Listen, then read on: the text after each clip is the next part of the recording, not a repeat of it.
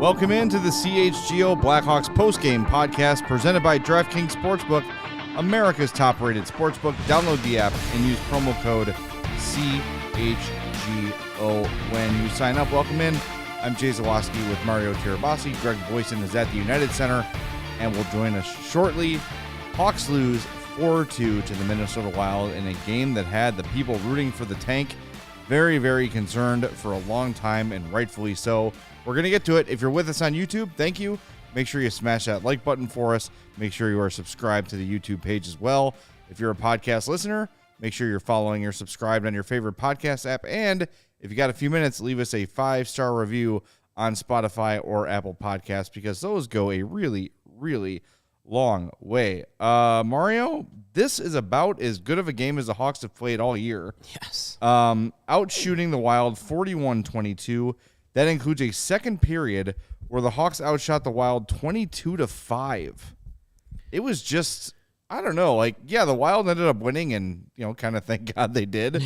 But they were not engaged for the vast majority of this game. The Wild had no interest in being here. It seemed that way, yeah. And I understand that they were pretty banged up. A lot of players that are hopefully going to be regulars for their lineup once playoff time comes is they were sitting tonight. I know Kirill Kaprizov was is officially back healthy but didn't play tonight.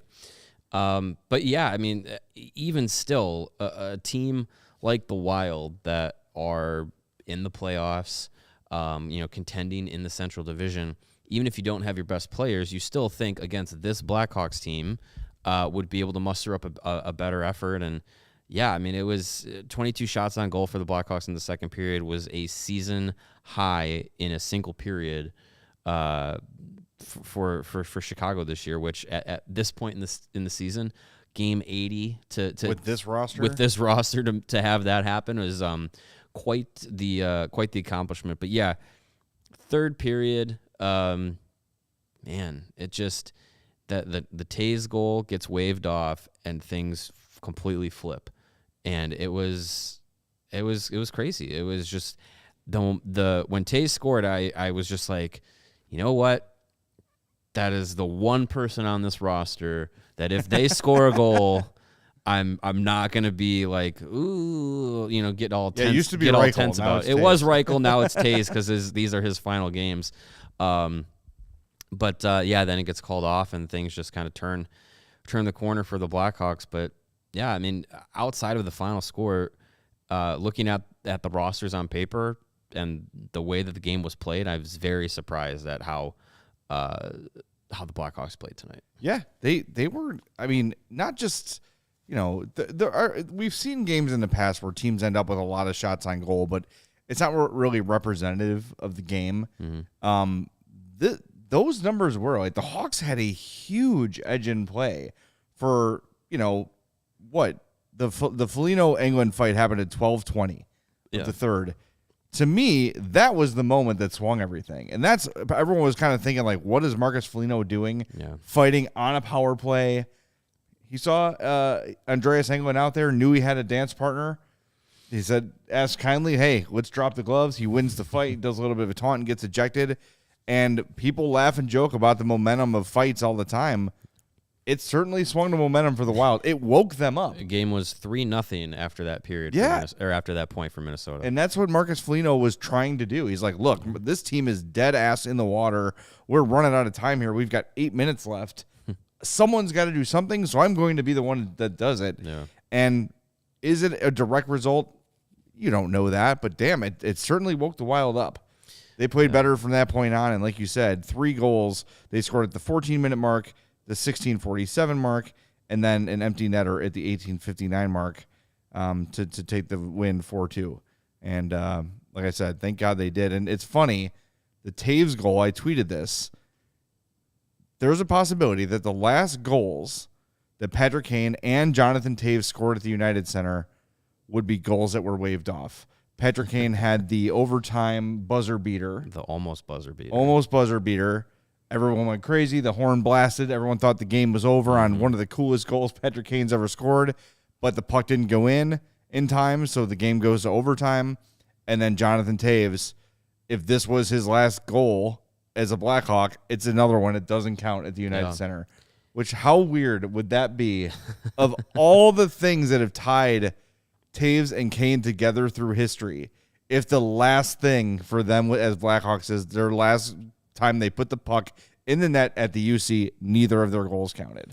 Yeah, I mean that would that would be quite the bingo card space to check off there. But yeah, I mean it's the atmosphere tonight I thought was going to be a bit more heightened. Yeah, me too. There was I know it's a Monday night.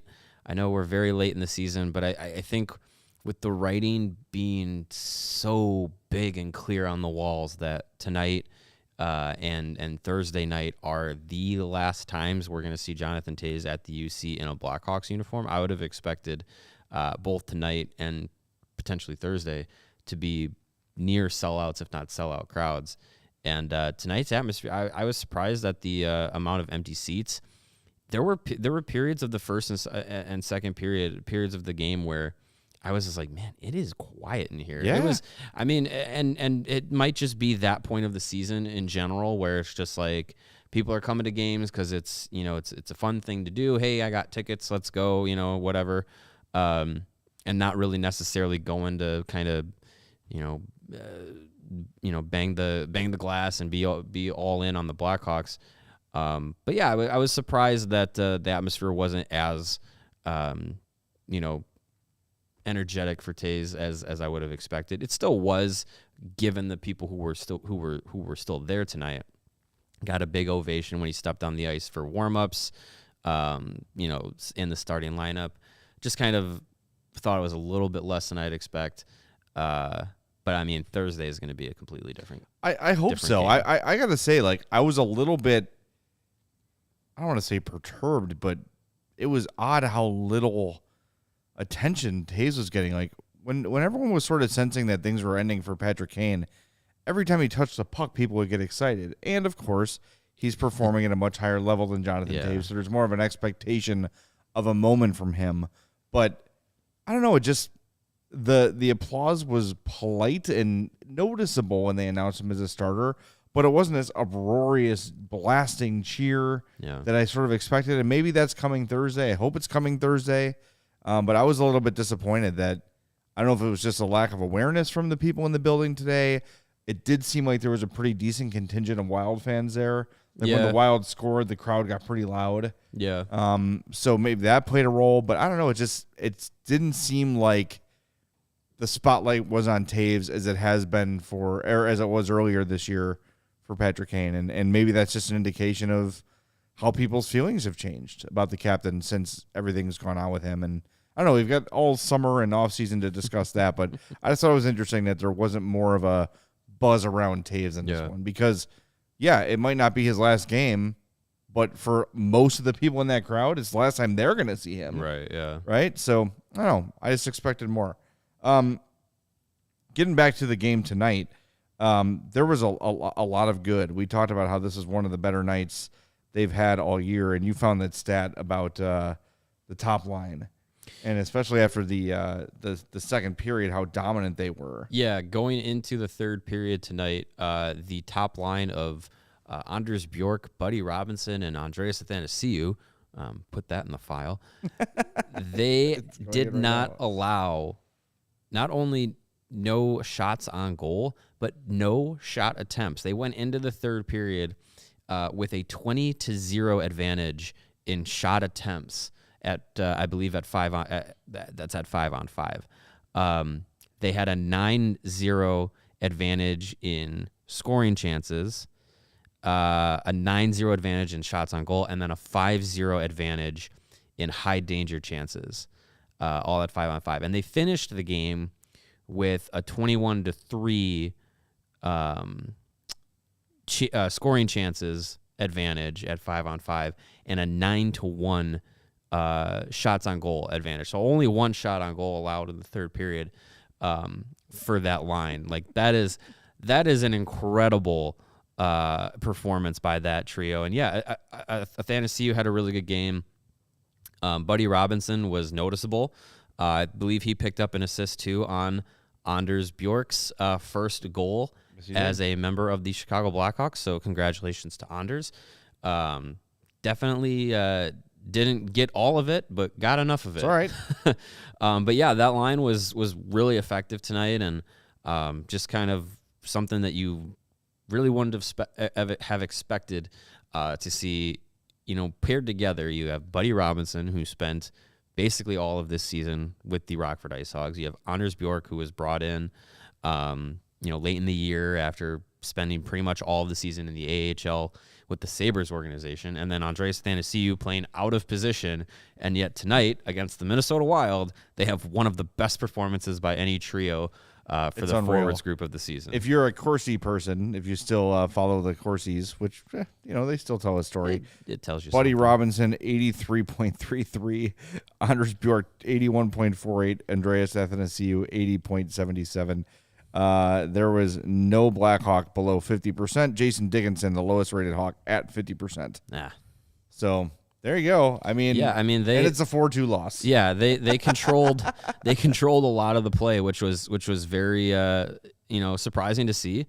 But it's something that Luke Richardson said before the game that stood out to me was that he summed it up, basically saying like we've set a way that we expect these guys to play, and that they have bought in to play a certain way and to be able to give the 100% effort night in and night out. And for the most part, that has been there every game. And then to continue that thought, he said, now where things start to, that precedent is set, that kind of expectation is set for the team. So now as more younger players come in, that's where I think the excitement comes in, is that there's a team culture that is being set under Luke Richardson. And as time progresses and as these young players that we're all excited for start to get into the organization with the Ice Hogs and then eventually up to the Blackhawks, that expectation is already set. Yep. And they don't have to be the ones to set it. It can be set by this season and next season, mostly, made up of guys that really aren't going to be here when this team is contending and quote unquote matters again. And as much as we say like, oh, we just tank, Bedard, there is importance in this season, Right. And having that precedent set, having that team culture set is really important. So when you look at this roster up and down and see the game that they played, that is that team culture, like personified, basically. This roster of glorified AHL players, no offense to any of them, they're all better than me at hockey. But of glorified AHL players up and down the lineup, and you took a team that's in the playoffs down to the final 8 minutes of the game. Yeah. And they're playing for something too. Yeah, before the the Wild ended up kind of waking up. Like that's something there's something to be said for that. Absolutely. Greg is standing by at the UC, so we're going to get to him in a moment. But boy, today was absolutely beautiful. I should have shorts on, but I don't. It was great. just so sunny, so warm. It was wonderful. Great weather. And that means it is Shady Rays season. Take on the sun with gear built to last. Our friends at Shady Rays have you covered for the warm weather. It says ahead, but it's here. The warm weather is here with their premium polarized shades at an affordable price. Shady Rays is an independent sunglass company that offers a world-class product that's just as good as any expensive pair we've ever worn. Durable frames and extremely clear optics for outdoor adventures. And that's not all. Shady Rays offers the most insane protection in all of eyewear. Every pair of sunglasses is backed by a lost and broken replacement policy. If you lose or break your pair, even on day one, they told us they'll send you a brand new pair, no questions asked. Wear your Shady Rays with confidence because they have your back long after you purchase. Together with their customers, Shady Rays is providing much-needed support to nonprofit partners across the U.S. through Shady Rays Impact. From building playsets for pediatric cancer patients to providing young adults with MS the outdoor adventure of a lifetime, Shady Rays is making an impact in your community and others like it now and for years to come. And if you don't love your Shady Rays, exchange for a new pair or return them for free within 30 days. There's no risk when you shop. Their team always has your back. And exclusively for our CHGO listeners, Shady Rays is giving out their best deal of the season. Go to shadyrays.com. Use the code CHGO for 50% off 2 pairs of polarized sunglasses. Try for yourself the shades rated 5 stars by over 250,000 people. Shadyrays.com, code CHGO for 50% off 2 pairs of polarized sunglasses. That is a lot of stars. It is. 5 times 250,000. A lot. It's a lot. It's a lot of bright light coming from those stars.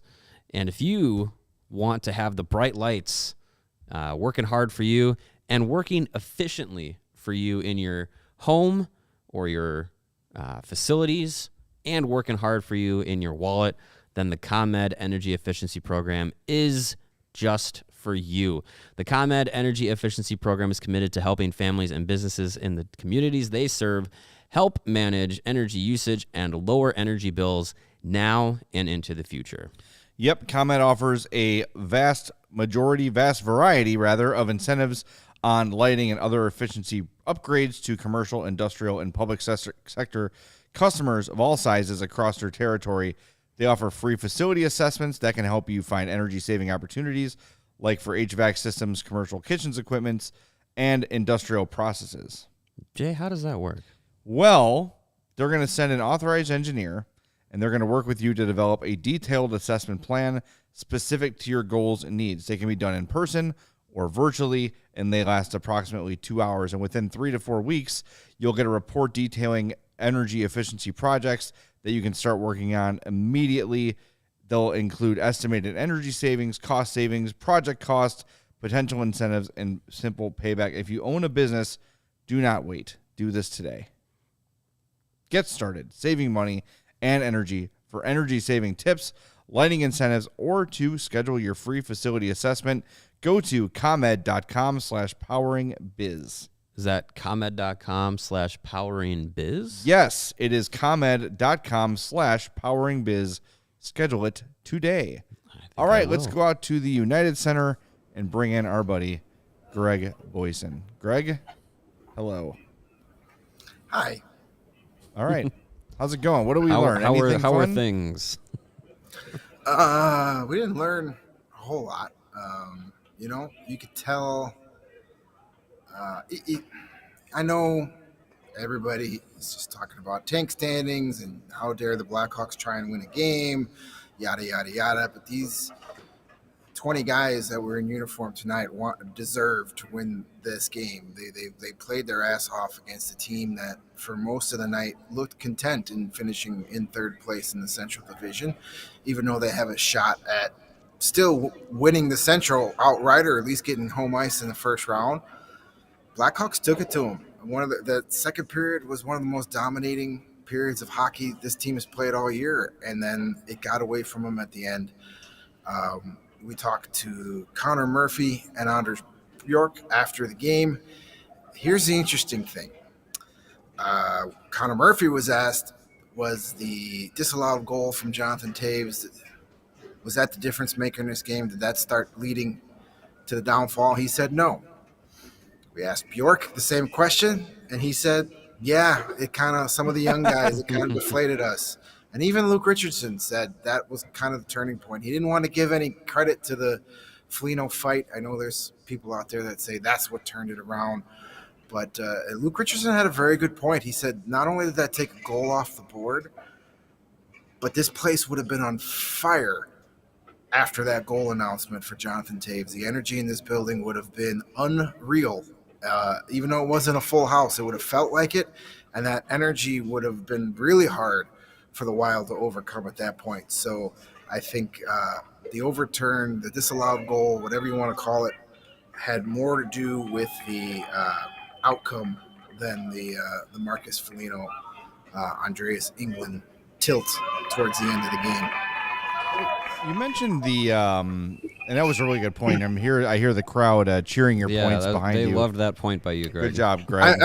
I'm buying them all a beer after the game. Just follow me around and cheer after everything I say. Nice. We were talking before you jumped on about how, I don't know, the atmosphere for the potential historic impact of this game, Jonathan Taves' second to last game as a Hawk, it just kind of seemed a little, I don't know, it didn't seem like there was enough fanfare or love around Jonathan Taves tonight. Maybe, Luke was right that if he did score, the building would have exploded for Jonathan Taves, but he did score. Most people knew it was him, and I don't know, it doesn't feel quite like fans are as attached to him as they were to Patrick Kane, which is, I don't know, I guess you can understand that the performance hasn't been there, but boy, when you look at like the impactful moments and what they've meant to the organization, like they should be right next to each other. I don't know, it just struck me kind of weird that it didn't have that overly special feel for Taves tonight. Yeah, I think that some of that has to do probably with, I'm not sure how many diehard Blackhawk fans were in the building tonight, so some of that might have been lost. The Blackhawks told us earlier this year a lot of the games they've had in the most ever first time ticket buyers ever, and that could be a case tonight. A late start, 8:00 start on a Monday night, you may not get the you may get a lot of people coming out for their first game of the year and haven't really been watching this team much and picking up on the storylines and just kind of say, oh, Jonathan Taves is always here, so that's nothing special. I would hope Thursday night will be all about Jonathan Taves. Interesting note, not to fuel any kind of speculation, but I did see Jonathan Taves' dad down in the tunnel after the game, so he was here for tonight's game.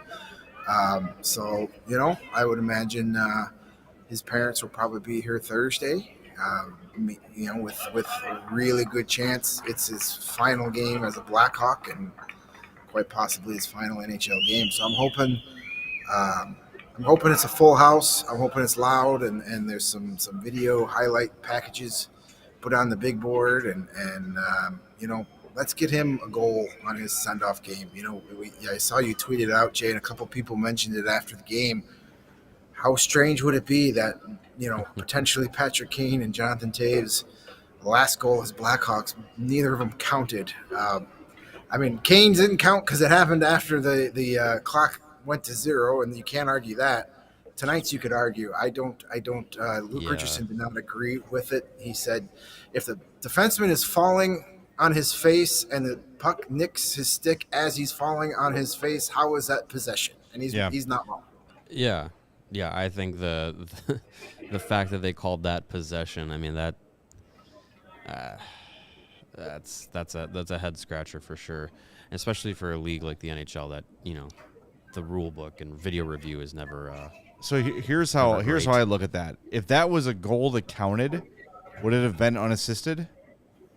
No, right? Had a Minnesota Wild player controlled the puck, and then Taves gotten it back and scored, it would have been unassisted.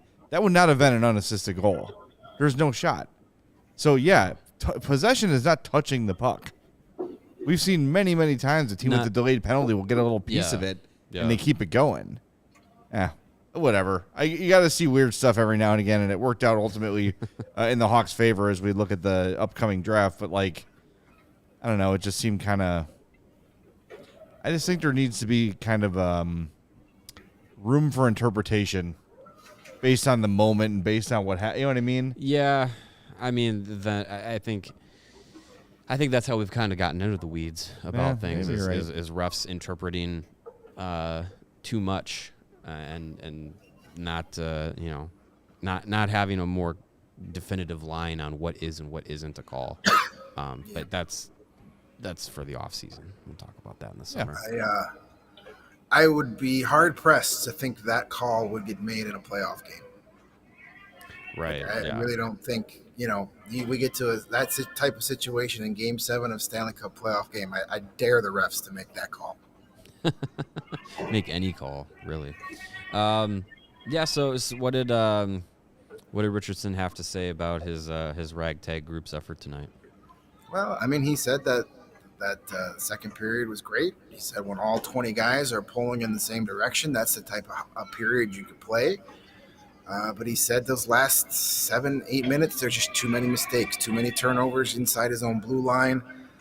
He said they were a little disjointed when they gave up that shorthanded goal that tied the game.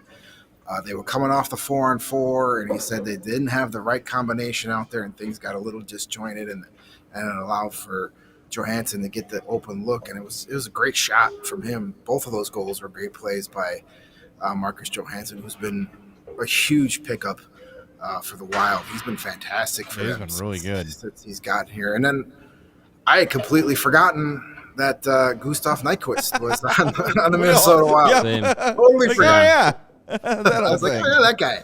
Wasn't he hurt when he was hurt when they traded for him? Yeah. I think that's why. Yeah. He was hurt on the Ass Jackets, Yeah. and then all of a sudden he's healthy and scoring goals for the Wild. Go figure. Yeah, of course. Yeah. It's just, there's some chat going on right now, whether or not like next year becomes cheering for losses thing. I'm saying right now, April 10th, 11:19 p.m. Central Time, I am not rooting for losses next year. It's a 1-year thing for me. I'm not doing tank crap next year. We're not spinning the wheel. No, it's for this year. It's for Connor Bedard, and because it sucks. It sucks to see the team you root for score a goal and you go, come on. I'm over that. Yeah. 2 more games of it and I'm done. I think. Yeah. I think you kind of got to let the roster be built for next season, because if we go into next season and it's, if it's not Connor Bedard, if it's like Lucas Reichel and Philip Kurashev and maybe Alex Vlasic, like a couple of these young guys, that's great. But if it's not a roster that you look at and say, hey, this team could do a little bit of something, if they're going to be in the lottery again next year, why not have your best chance? It's going to suck. I agree. It's going to suck. It's not going to be fun if we have to root for losses again. But if you're going to be in the lottery again next year, you might as well have the best odds to win it. Yeah. Yeah. I guess I'm not going to enjoy it. I'm not going to be upset with any losses next season, but I'm not actively going to go out of my way and hope for them. I know there's some good talent at next year's draft too, and as you're right, Mario, hey, you're gonna suck. Go big or go home. I'm just looking forward to a season where I don't have to cringe and get anxious about a victory postgame show like we've had this year. Because I'm sorry, some of our victory postgame shows have been brutal, because all it is people complaining and this tank is ruined and now we're going to pick 10th and this is a failure. We know who we're talking about mostly, but it's like, it's just, I would like to have a season again where the fans, all of us, can just enjoy a win every once in a while and appreciate a team that's working their ass off like this team has been for 80 games this season, and say, you know what? Yeah, it's okay they won the night. They earned that. They deserve that. Let's feel good for a bunch of guys that pulled off a big victory. See, I think that's what's fueling this, is because as this game's going on and we're putting out the great things the Hawks are doing in this game, people are like, wow, this team can't even lose correctly. It's like we have fans who are legitimately pissed off that they're beating the living shit for 50 minutes out of a playoff team, out of a Western Conference contender. They're out hustling them, out hitting them, out shooting them. They're doing everything right, and there are people legitimately upset about it. I hate that. And you're right, Greg. The hardest part of this season for us, it's like, oh, it must be tough covering a losing team. Nope, it's tough covering a winning team, because being in here after a win is miserable. It is miserable. And How I'm many going to times let have you we guys. said you can't mean, go it's- 0-82? It's different circumstances. If we were the DNVR group covering the Avs, talking about wins would be a lot different. I think. Look, I don't want to be the fan police. I agree. It definitely is a little bit more challenging to talk about wins at this point in the season, knowing that wins are bad. But I mean, there's 2 more games left. If my math is correct, even if the Blackhawks were to win both those games, there's a chance they could finish 30th in the league, which means 3rd in the tank standings, which means the furthest they could fall is 5th at this point. At this point right now, they are currently, based on percentage points, dead last in the league. Even though Columbus has the same amount of points, they've played 1 fewer game. So going into game 81, they will be at the very least tied for dead last in the league. Yeah. At this point in the year, you just kind of have to let it play out. There's almost nothing more that they can do to help or hurt their draft odds. Even if they win both of the remaining games, they won't. I'll say that right now. They're not. Pittsburgh literally needs to win tomorrow to steal a playoff spot. So they will probably do that. And Philly has been bad, but they're better than the Blackhawks. And At it's going to be this Stalock point- tomorrow, too, by the way. Is it back to back? I'm sorry. Mrazek. Mrazek against the Penguins. I'm not worried about that. And then, Flyers at home. The game's up for grabs, sure. At this point, I have no more energy to give for what happens in a win or loss. If fans do, by all means, burn that energy however you want. Yeah, if the Penguins lose at home to this Blackhawks team, while if they win, they jump ahead of the Islanders, who choked big time tonight, and they'd be right back in a playoff spot. So if the Penguins lose to this team, coming off of a heartbreaking loss, then traveling to Pittsburgh and playing less than 24 hours later, you lose to this team, you should fire Mike Sullivan on his way back to the dressing room after the game. There should be no excuse for the Penguins tomorrow, and. Listen, I know everybody gets into the anxiety. I get it in Twitter all the time. Well, now they're going to pick 5th. Now they're going to pick 7th. Listen, Wyatt Kaiser doesn't give a shit where the Blackhawks pick in the draft. Anders Bjork doesn't care if they get 1st overall. These guys that are on the ice, they don't care. They want to win these last 3 games. Connor Murphy said that. He said, it's the end of the year. We've been busting our ass all season long. We want to finish on a high note. We want to finish with wins because we feel we deserve them. It's been a long, tough season, and winning these last 3 games would make us feel good heading into the offseason. So they don't care, Dude, I think about Connor Bedard or anybody in this draft. And they've It's lost, not their what, job. 11 of 12 yeah. that they've lost? And now? I think that they're almost that they not only do they not care, they're almost like defiant. Like, I don't want to hear about Connor Bedard. I don't want to hear about the tank. I don't want to hear about finishing with the worst record. That does not interest us. And I think they're almost like, to do. yeah, it's of all sports, right? Hockey, the programming. We talk about the culture of hockey and how these guys are programmed for better or worse. I don't think there's a single hockey player that's like, well, if we lose, we get a better draft pick. No one is thinking that way on this team. No. And I'm glad they're not, right? Like, it's entertaining for us, and yes, we all want the best odds at Connor Bedard, but I don't want to. If there's a single guy in that team who's like, maybe I'm going to half-ass it on the shift so we can get Connor Bedard, I don't want that guy on my team. I'm sorry, I just don't. That said, though, beating the Penguins would be fun because I wouldn't be maybe brokenhearted. it will stop the let's get the band back together conversation for one more go at it, which I think that's kind of gone away now that Patrick Kane's been gone for almost a month or over a month, and Taves seems to be on the way. I think people have kind of gotten over it. We haven't heard so much of the maybe Kane will resign stuff lately. Well, yeah, once he's gone. He got traded. I mean, it's done. I think the ties have been severed, and I think with what we're seeing with Jonathan Toews, aids that as well. Like, basically, since he came back healthy enough to get back on the ice and play, he's been saying, yeah, this is pretty much my last go of it in Chicago. Like I said before, the writing is big and clear in bright red, paint across the walls. The Taves and Kane and modern Blackhawks Cup run era, that door is, as soon as the final horn blows on Thursday, that door is shut. These guys aren't coming back. Yeah.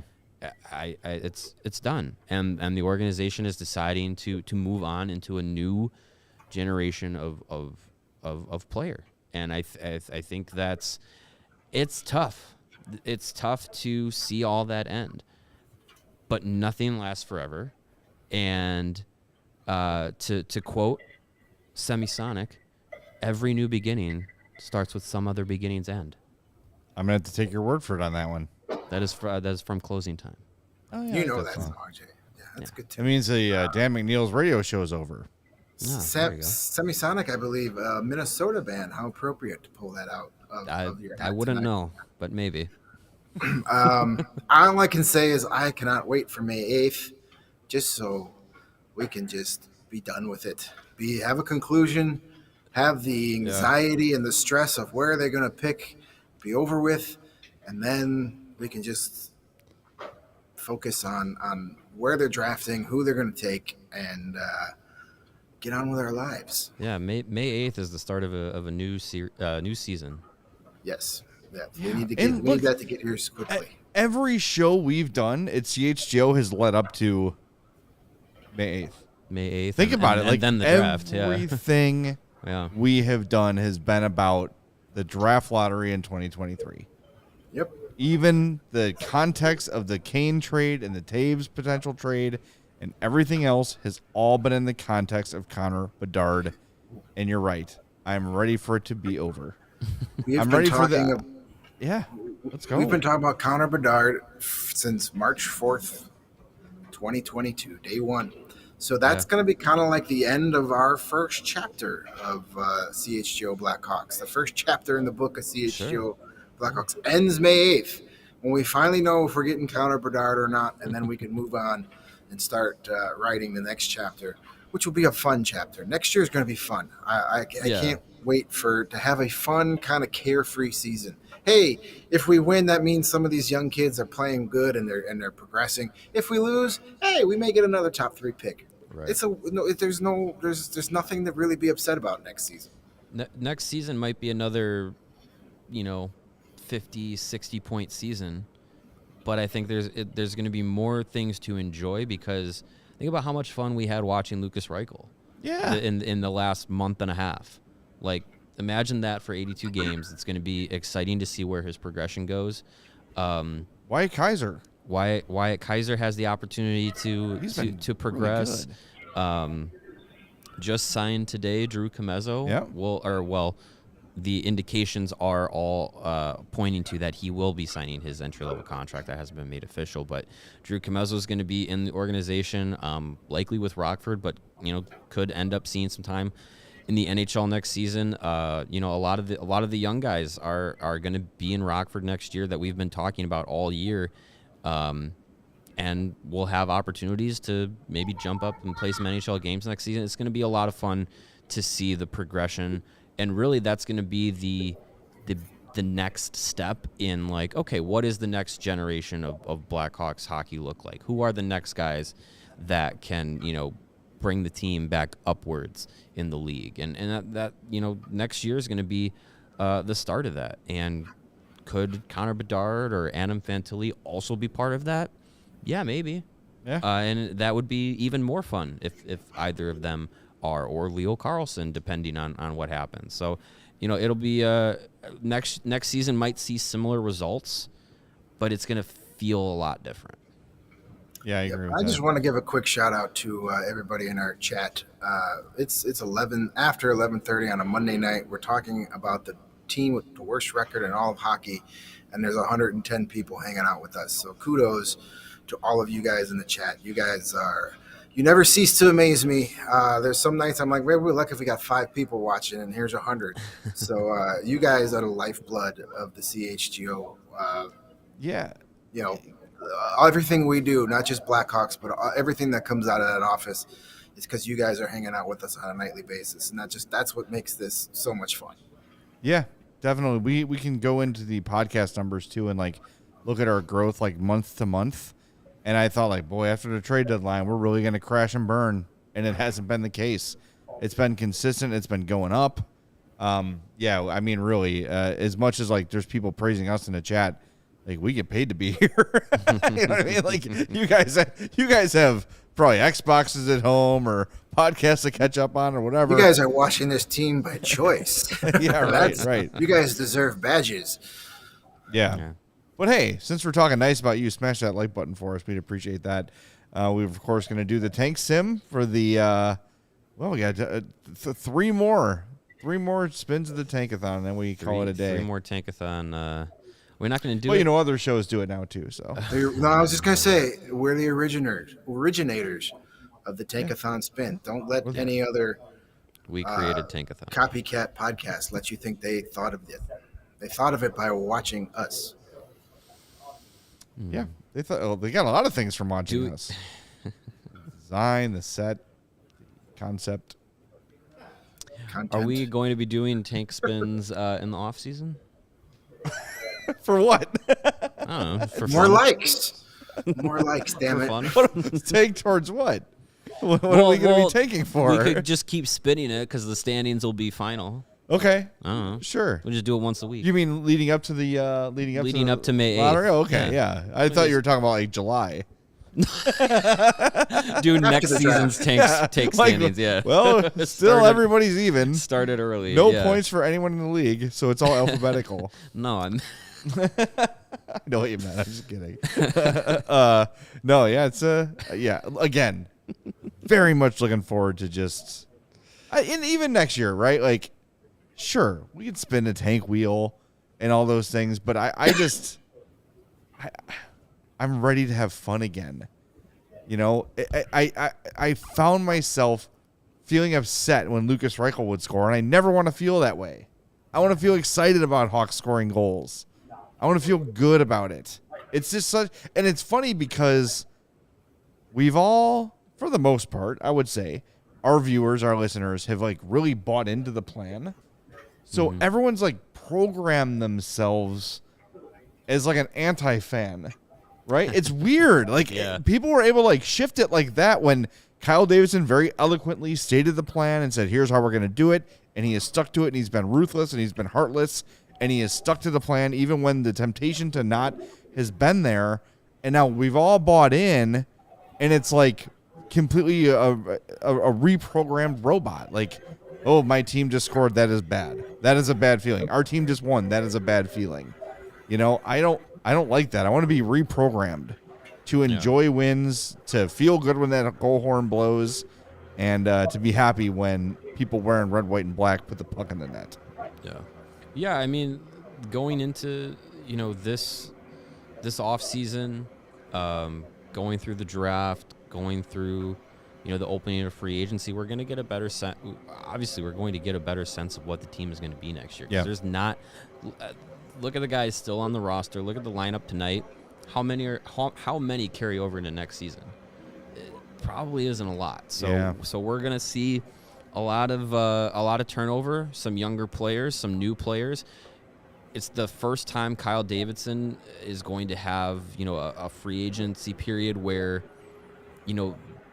at least initially the goal doesn't seem to be openly be bad next year. Like, it could be, a step towards being like, hey, instead of just getting guys that we want to sign and flip at the trade deadline, maybe there will be a few guys that are like, hey, sign for a 3-year deal or 4-year deal or whatever. It'll be interesting to see what happens. So I think that will help set a tone for what expectations will probably be. So it could be another it could be another season where it's just like, yeah, we're going to be in the lottery, or it could be something where they go for a little bit more of a competitive roster, mix in some young guys and see what happens. It's going to be interesting to see how everything plays out, but we really won't know what the vibe of next year is until probably 4th of July. This is why I so badly want to talk to Kyle Davidson. Yeah. We've been trying all year. We know you're listening, Blackhawks. We want to talk to Kyle Davidson. We have good questions. My question is, like, yes, he has shown this patience with these prospects this year, but part of that is in the context of, but there's that guy, number 98, that we can get. So maybe, just maybe, if a guy, maybe he's playing a little too well, we're going to send him down. Like, we saw that happen with Lucas Reichel. They can deny it all they want. Yeah. He came out and played too well. And they're like, whoa, okay, nope, we won't be doing that. Right. You know what I mean? Like, that's what happened, whether you spin it or not. But, like, if Kevin Korchinski comes out, has a great preseason, and then plays his 7 games and is like, he's got 5 points in 7 games and is your top power play quarterback and looks like a stud, does he stay? I don't know. Like, this year, no. That answer, if it was this year, is absolutely not. No. But next year, is that mindset different? Is he willing to give a young player a job this time? These are the things I want to know. And I think that's also going to inform how we watch the team, right? Like, if Korchinski's there, or let's say some prospect that maybe we're not thinking of right now jumps up and makes the team, like a Ludwinski, like a Ryder Ralston, whatever, right? Insert name here, makes the roster, it's going to show you, like, okay, they're a little more willing to play some young players. I just don't know. I don't know what the mindset is next year. I would love to know. And you're right. We're going to see it in free agency, right? But with that, too, they also have to get to the cap floor. So they're going to have to just sign some guys. Yeah. You know, I think there's a good chance Max Domi comes back. I think there's a good chance Andreas Athanasiou comes back. And they're going to get more money here than anywhere else because the Hawks have to pay people. And maybe the Hawks take on some horrible veteran contracts for some draft capital. Yeah. But so there are going to be veteran players with big contracts here. It's a matter of how many and how willing they are to let young guys play.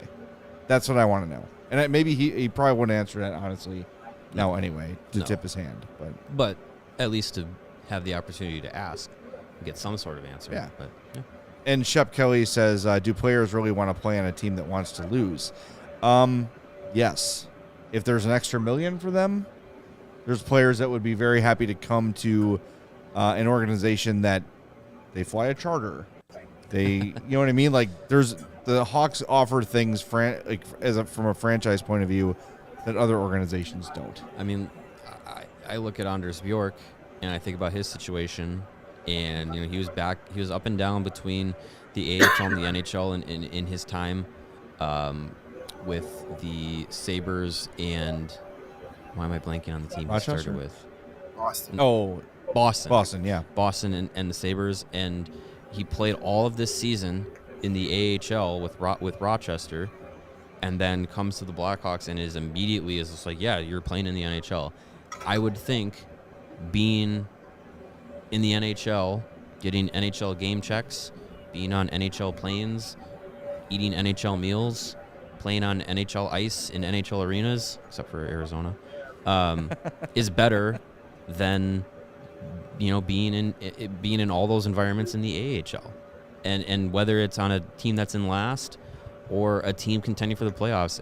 I think if you ask 99.999% of NHL players, if you ask any NHL player, 100%, they would say, I'd rather be in the NHL than anywhere else. Right. So I think it's not only that, but just look at what this season and the added. It's not just, hey, I get to be in the NHL. Look what this season did for Max Domi. He got to be a top line center and prove that he could do it well, and then he got traded to a Stanley Cup contender. And now he's going to hit the free agent market, regardless if he's coming back here or not. The way he played this year, it's going to get him a significant raise, whether it's from the Blackhawks or not, and it's going to get him a better role. And the way Andreas Athanasiou's played the last 10 games or so, he's your top line center right now, essentially. Where else is he going to do that? So players look at it like that, not necessarily, hey, I know this team isn't going to win this year, but if I go there for a year and get to play top 6 and show my worth. It's just going to make my next contract for a better team even better. So there's plenty of opportunity there, and no NHL player walks in the day one of training camp saying, "Well, this is going to suck. 82 games of losing." No, they go in thinking, "Hey, let's prove all these so-called experts that host their podcasts and type away at their keyboards. Let's prove them wrong." They get great joy proving guys like us wrong. Yeah, no doubt. All right, let's do our 3 stars of the game, or 4 stars of the game, and we'll let Greg go home. Please, I'm tired. It's been a long day.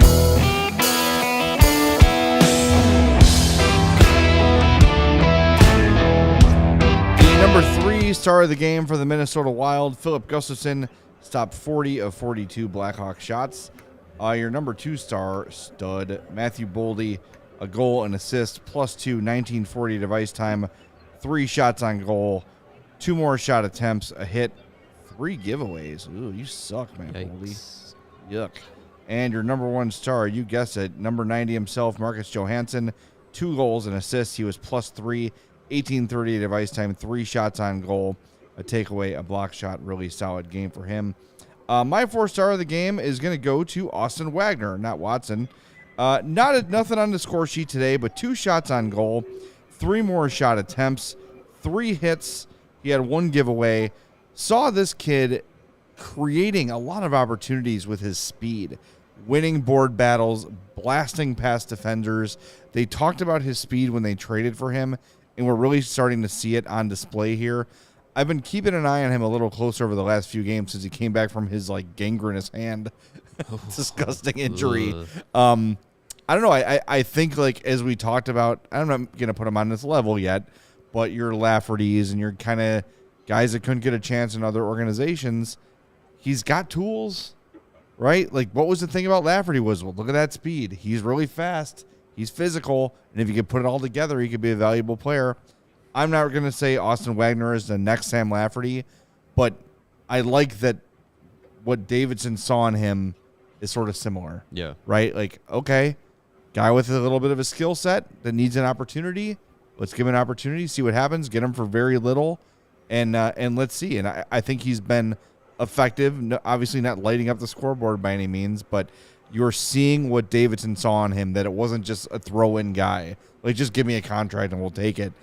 Clearly, he fits the mold of what the Hawks are trying to do, and he's another guy worthy of a look. Yeah, I've liked Austin Wagner as a player. I didn't really know what to expect from him, but the speed aspect of his game is really good. Yeah, I'm no longer going to just think anybody that Kyle Davidson acquires for the next couple of years are just throw-in guys, because it seems that he gets guys that fit his mold. I mean, you look at Wagner looked good. Joey Anderson had a goal tonight. He's got 4 goals with the Hawks. I don't think anybody expected that. So yeah, he's kind of got his niche for finding these grindy Andres Nocioni type players, and it works for what he's trying to do. But the guy I'm picking for 4-star is not a grindy guy at all, and he was very impressive tonight. Young Mr. Wyatt Kaiser had his best game in the NHL by far tonight.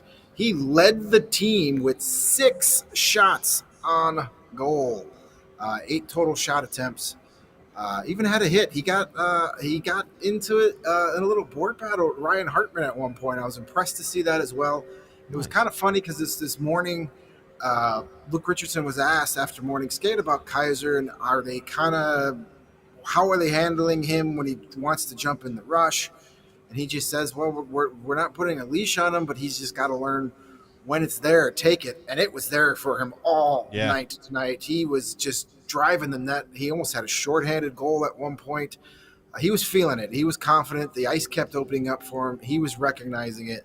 He was taking advantage. I thought for sure he was going to get his first NHL goal at some point tonight. So great game for number 44, Wyatt Kaiser.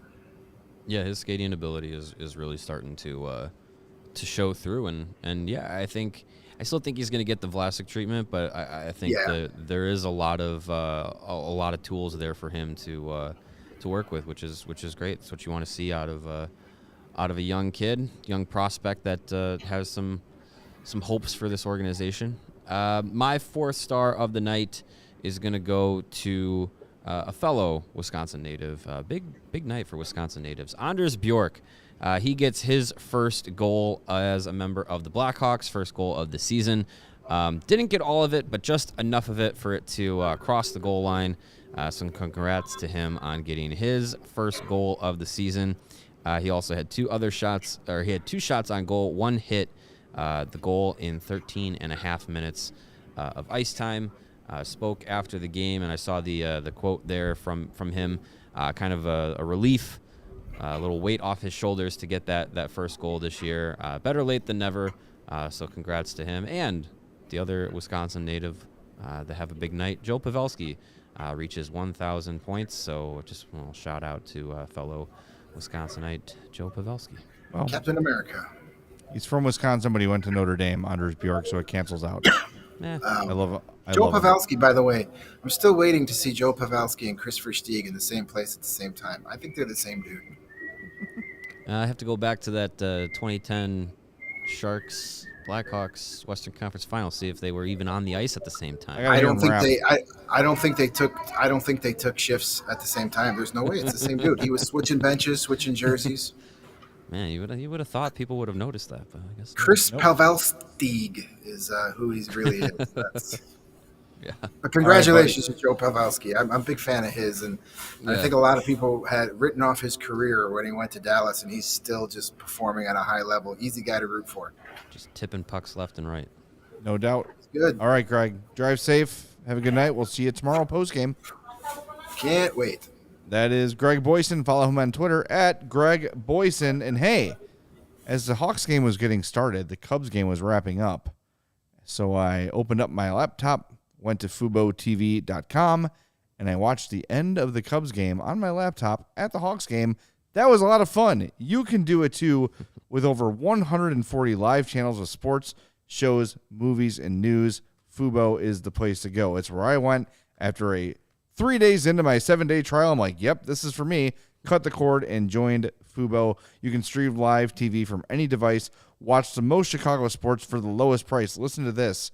If you're a Cub fan and you want to stream Marquee, your only option for streaming Marquee is Fubo TV. That's it. They are the only streaming service that carries Marquee Sports Network. They've also got NBC Sports Chicago, so you can watch the Hawks, all the ESPN channels. Easy peasy. Start watching immediately with a 7-day free trial. There is no contract, so you can try it for 7 days. Try it for a month. Don't like it? Go back to what you're doing. No problem. No cable, no hassle. Just sign up and start watching. You get 1,000 hours of cloud DVR service included at no extra charge. Watch your teams while you travel. And, the NBA playoffs are coming up. So I hear. I think the Bulls are in them. Yes? I think they're playing game on Wednesday at 6 o'clock against the Raptors. I can't wait. Interesting. I can wait. I'm so excited to see. Michael Jordan doesn't play anymore. Damn it. DeMar DeRozan DeMar DeRozan versus and Horace Grant no go up against close Vince Carter and the Raptors. Tracy McGrady. And Tracy McGrady, yes. Watch all that stuff with Fubo TV. Use the link in our description to save up to 15% off your first month of Fubo Pro. FuboTV.com/CHGO. Seriously, commercial read aside, I am a true Fubo customer. I love it. It's great. Go for it. That's the Jay Zawaski guarantee. There you go. Which is worth nothing except my word, and that varies depending on who you talk to. A guarantee is a guarantee. That's right. Hey, speaking of the NBA playoffs, DraftKings, they are an official sports betting partner of the NBA, and playoff time, as we said, is right around the corner. Big hoops action on the DraftKings Sportsbook. You can get in on the excitement of every game with the touch of a button. New customers can make a $5 pregame moneyline bet and score $150 in bonus bets if their team wins. Plus, everyone can score a no-sweat same-game parlay every day during the NBA playoffs. Just open that DraftKings Sportsbook app, opt in, and place a same-game parlay on any NBA game. If it doesn't hit, you'll still get a bonus bet back up to $10. We said the Bulls are in action against the Raptors on Wednesday. How about this same game parlay in that game? We're riding DeMar DeRozan all the way to the bank on this one. Yeah. DeRozan, 20-plus points, plus 5 or more assists, plus 5 or more rebounds. If he hits all 3 of those, that is a plus 280 odds to hit that. So that's gonna be a good one to pick. I like DeMar DeRozan to do that against the Raptors. Well, I mean, once they break out that 5-4 Niner screener roll, pick and seal, the Raptors are done. Absolutely. They're done. There's no defense against that. That's my favorite play in basketball. That's free money. Absolutely. So download the app now. Sign up with the code CHGO. New customers can make a $5 pregame moneyline bet and score $150 in bonus bets if their team wins. Only at DraftKings Sportsbook with the code CHGO. Gambling problem? Call 1-800-GAMBLER. In Massachusetts, you're going to call 800-372-5050 or visit gamblinghelplinema.org. In New York, the phone number is 8778-HOPE-NY or text HOPE-NY, HOPENY, which comes out to the numbers 467-369. In Kansas, call 1-800-522-4700 on behalf of Boot Hill Casino and Resort. 21 or older in most eligible states, but age varies by jurisdiction. Eligibility restrictions apply. See DraftKings.com/sportsbook for details and state-specific responsible gambling resources. Can I have that Massachusetts number again? No, I'm just kidding. It's fine. 800-327-5050. Thank you. All right, great. I have family in Massachusetts. For all of our... So now they're all squared away. All right, it is time for our DraftKings King of the Game. All right, King of the Game, Andreas Athanasiou. 1 assist, 15:43 of ice time. Get this, 5 shots on goal, 6 more shot attempts, and another missed shot. So that is 12 total shot attempts. Also, 1-8 and lost 4 of his faceoffs, 67%. Pretty good. Not bad for a guy who's been a center for roughly a week. Yeah. I mean, he was very noticeable tonight, as he is most nights, in one way or the other. But yeah, it was a good game from him, and I think he would have had an assist on the Tays goal. I'm not entirely sure. Yes, he would have. He would have. Yeah. Yep. So that would have been a multi-point effort for him. Yeah. I mean, he's been good. He's been good this season. He's been as advertised, and for the fact that he's still been with the team past the trade deadline, I feel like he's maybe expected to be a player that was going to be on the way to a contending team, but for one reason or another, he's still in Chicago and he's making the most of it. So there could be an opportunity for him next season to come back and continue to play an elevated role. We'll see. But yeah, another good game from him. Definitely. All right, it is time, excuse me, as I lose my voice, to update the tank standings. We got 84 likes right now. Get us to 90 for a bonus spin. Let's go. We can do it. All right, let's take a look. Tank standings are favorable. Top of the tank standings are yours, Chicago Blackhawks, with 56 points in 80 games. They've got 25 wins. Columbus with 56 points in 79 games, so a game in hand on the Hawks.